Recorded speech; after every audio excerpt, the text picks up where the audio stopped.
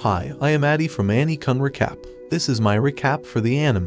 A returner's magic should be special. If you like my recaps, please consider subscribing and hitting that notification bell. The story begins in a world of total destruction, with the corpses of fallen comrades scattered everywhere. Suddenly, the ground starts to shake violently as a powerful dragon named Neapolitan approaches, destroying everything in its path. The creature pauses for a moment and begins inspecting the surroundings as it is surrounded by a group of warriors. Being proud and arrogant, the creature starts to speak, reminding humans that it is invincible and can't be defeated. Among the warriors is a guy named Desire, who explains that creatures like this came from the shadow worlds, which are the worst calamities humans have ever faced. Slowly, the world became shrouded in a black fog, leaving nothing surviving in the lands it taints, and nobody knows what goes on inside it. The only way to save the world is by conquering the shadow worlds before the fog claims everything. Desire then takes an oath to slay Neapolitan to end the suffering. The dragon begins to charge up and blasts a huge amount of energy towards the humans. One of the warriors named Raffaello,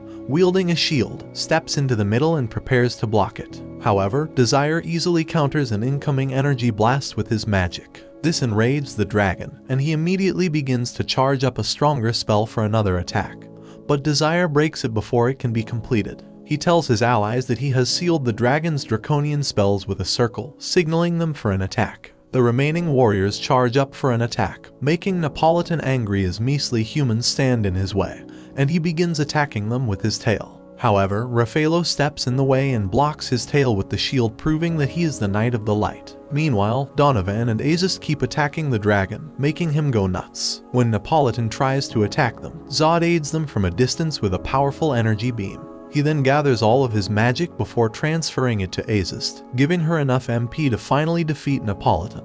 The warriors proudly watch as the dragon collapses and the sun emerges from behind the clouds. Even though they have defeated the dragon, they are still stuck in this world. Donovan wonders if they targeted the wrong enemy, but Zod is certain that slaying the dragon was the only condition to escape this hell. They decided to wait for a while, and in the meantime, they remembered how it had been a long and hard journey. Among the 150 million people who had fought the dragon Neapolitan, only 6 of them had survived. Desire recalled all his comrades who had fought the dragon. The battle had taken a toll on the world, with almost 99% of the mages perishing. Priscilla interrupts them, trying to change the subject and talk about something uplifting. The other warriors praised Desire for his contribution, and Zod pointed out how it had been nearly impossible for any of them to seal the dragon's draconian spell, and Desire managed to exceed his expectations. Zod questioned Desire about why, despite having so much strength, he was still unknown. It turned out that Desire was not a noble mage like the rest,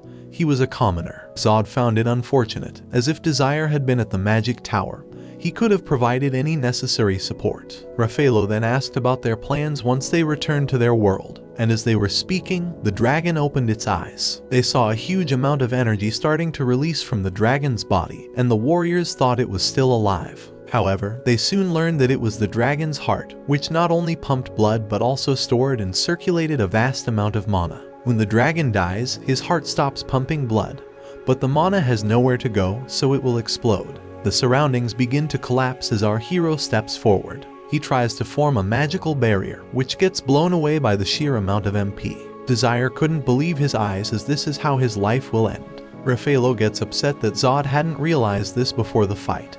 But since it's the first time in history that someone has managed to defeat a dragon, no one could predict the outcome. Zod then forms a barrier around them to protect themselves from the explosion. However, a huge amount of mana is released, and everyone prepares for their impending doom. Desire watches his hands as he remembers his comrades and friends, and gets hit by the mana. He then opens his eyes and finds himself in an empty hall. He is nicely dressed as if he's in a school or an office and begins to question his whereabouts. He hears the sound of applause and goes in that direction. He is dumbfounded when he sees Professor Bridget addressing new students. She informs them about a test, and among them, only 600 will be accepted to the academy. This leaves the students surprised, and it gets even worse when they learn that they have to clear the shadow world as a test. Professor Bridget explains the students that the shadow world is artificially created for the purpose of the test, and they will be supported by their seniors in the process. Desire couldn't understand what was happening or why he is there in the first place. He becomes even more astonished when Professor Bridget says it's the year 3613.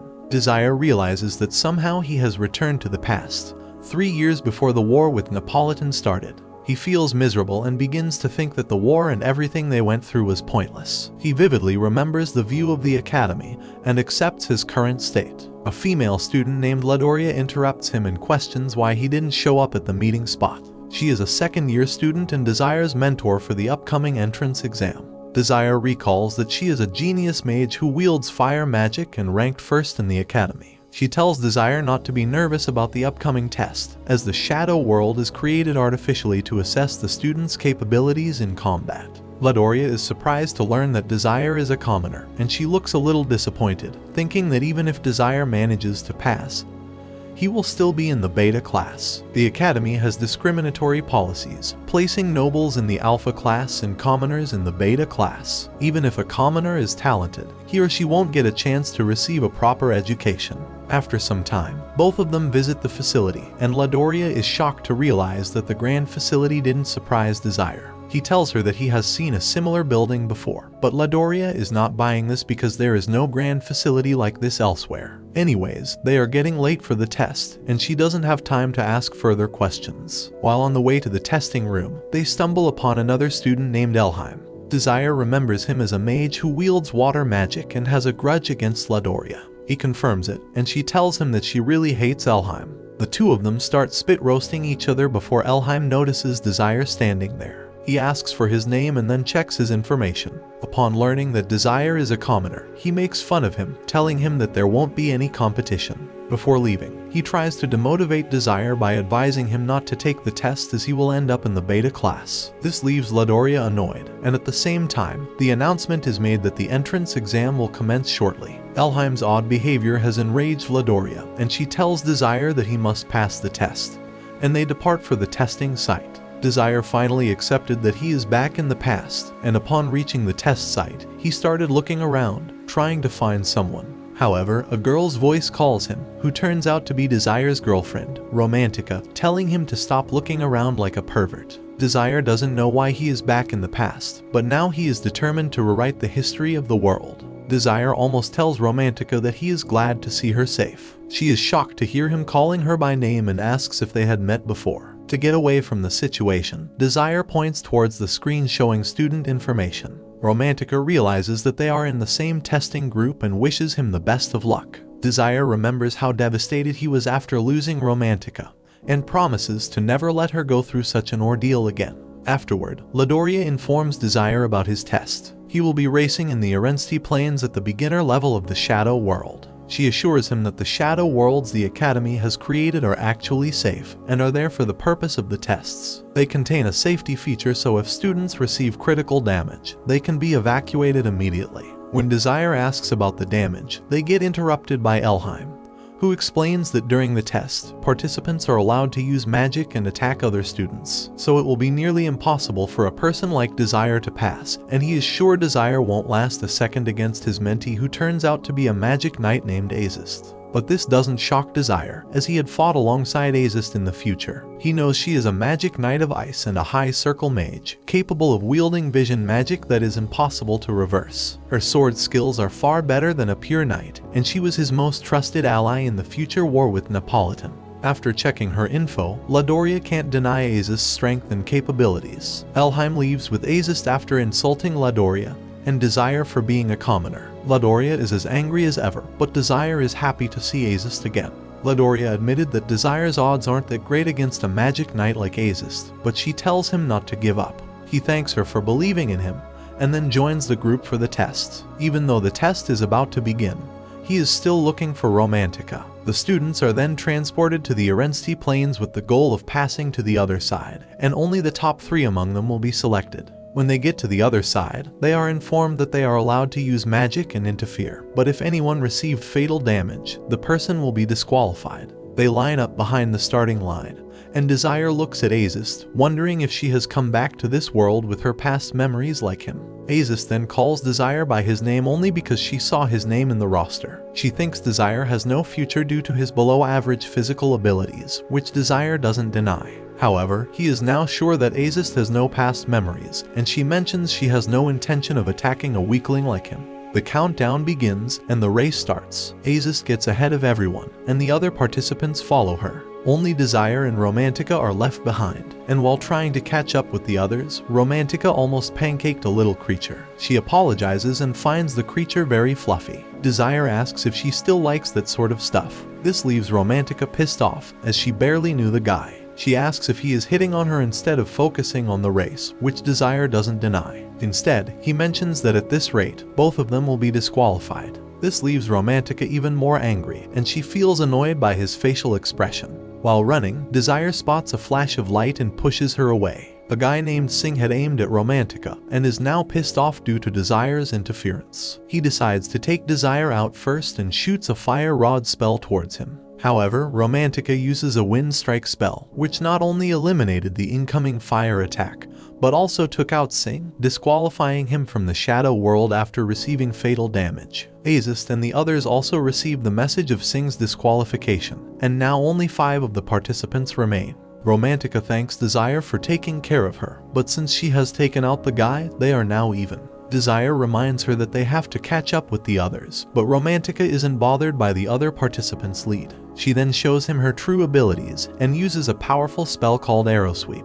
Back in the academy, the professors are watching everything. They are impressed by the candidates of the following year, especially Aziz, as she is the Magic Knight. However, one professor notices a commoner, Desire, among the Group D, but the others feel pity for him for ending up in the same group with a Magic Knight. As Aziz and the others are running, the 2 participants behind her are impressed by her speed, and have no intention of challenging her, and just want to finish the race. Suddenly, a gust of wind surrounds them, making one of them get blown away. The other remaining participant takes out his sword and sticks it in the ground. He is determined to finish the race and is impressed to see Aziz cutting through the wind spell as if it's nothing for her. However, a huge tree ends up falling onto him, disqualifying him from the exam. After defeating the 2 participants, Romantica focuses on Desire, choosing him as her next opponent. She forms a magical spell and tells him to drop out before he gets seriously hurt. She didn't believe and called him stupid when Desire actually refused to surrender. She immediately casts her magic and uses multiple wind spells to blast at Desire. As she's walking away, she hears Desire's voice, impressed by her casting multiple spells simultaneously. However, he points out that her choice of speed over control sometimes makes her miss the target. This further frustrates Romantica, and she casts a spell called Venom Wind. Desire simply changes the air current around him, causing her spell to miss the target again. Romantica couldn't believe seeing a commoner like Desire using an inversing spell. She thinks only a mage with a much higher circle can inverse others' spells. She tries once again, and Desire simply shatters her spell before it can even touch him. Romantica begins to realize that Desire's skills are much higher than hers, but still refuses to give up. She casts as many spells as she can, and Desire manages to inverse all of them. He tells Romantica that inversion isn't the only spell he can do, and casts a grease spell on himself. It's a basic spell that erases friction, and then he finally uses a fire spell to blast towards Aziz faster than Usain Bolt. The force is enough to throw Romantica on the ground, leaving her feeling amazed by Desire's techniques. Meanwhile, Aziz is about to finish the race but senses that Desire is coming towards her at a blazing speed, and will catch up to her soon. She doesn't know how he defeated Romantica and decides to stop and face him. She begins to cast multiple arrows of prey spells and gets ready to attack. Desire starts analyzing and takes control of her spell, which Aziz also notices. She is surprised but launches an attack before Desire could take control of it all. However, Desire still manages to change the trajectory of her attack, and as the dust settles down, she sees Desire in a rough condition but still standing. She then combines her remaining spells and launches one giant attack, which also doesn't manage to hit Desire. He gets out of the dust faster than the flash, and Aziz is about to take out her sword, expecting a counter-attack from him. It turns out she is so hung up on beating him that she forgot about the race, giving Desire an opening to blow past her and finish the race. Desire becomes the first participant from Group D to finish the race. He looks back at Aziz and Romantica, thinking that they have to get stronger so they can overcome the tragedy of the future. However, the professors talk about assigning classes based on the test results, magic circles, and family histories. It turns out that so far, not a single commoner had been assigned to the Alpha class. One of the professors glorifies the Academy's discriminatory policies, saying they can't afford to have uneducated commoners in the Alpha class. The others also agree with him and think commoners should be happy that they got to enroll in Hebrian Academy. However, the most senior professor silences them all and talks about Desire, who, being a commoner, managed to finish first in the entrance exam. He asks for their suggestion about him, and Professor Bridget votes in his support. Back in the academy, all the students are looking at the scoreboard, and the noble students are obviously showing off. Almost all of them are placed in the Alpha class. Desire is also there and realizes that he has been placed into the Beta class, but he is more concerned about Romantica. The next day, we see Romantica, who is in the Beta classroom and doesn't like it one bit.